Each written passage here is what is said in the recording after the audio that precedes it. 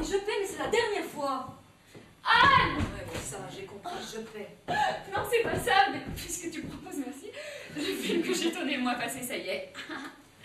J'ai reçu la cassette, je vais pouvoir me regarder sur l'écran. Bravo.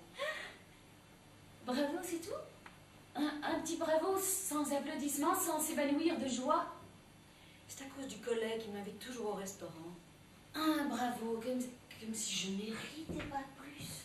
Celui à qui tu dis toujours non? Oui, celui-là. Il a réitéré son offre. Et tu l'as décliné? Bravo. Cette fois-ci, il ne m'a pas invité au restaurant. Il est venu me voir quand j'étais en train de prendre un café près de la photocopieuse. Il avait l'air gêné, mais décidé. Moi, j'étais déjà en train de chercher une excuse. Pourtant, il est pas mal, son nez grassouillet.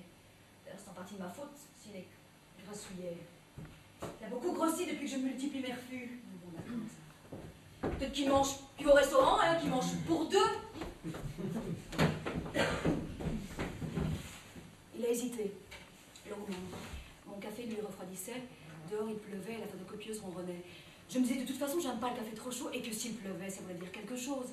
Donc j'attendais, ma tasse à la main, en me demandant ce que cela signifiait et en regardant alternativement la pluie qui tombait et le bout de mes chaussures qui me faisait mal. Et puis il a parlé.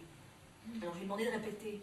C'est un grassouillet qui a tendance à ne pas articuler. En règle générale, on lui demande pas de répéter parce que malgré tout ce qu'il a à nous dire, on s'en fout.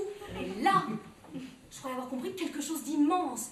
Je lui ai demandé de répéter et il a fait. Est-ce que tu veux faire l'amour avec moi? Il t'a demandé de coucher avec lui? En fait, il m'a avoué que ça fait des semaines qu'il me demande de coucher avec lui, mais sous couvert d'une invitation au restaurant. Pour lui, ce sont deux synonymes, coucher et bouffer.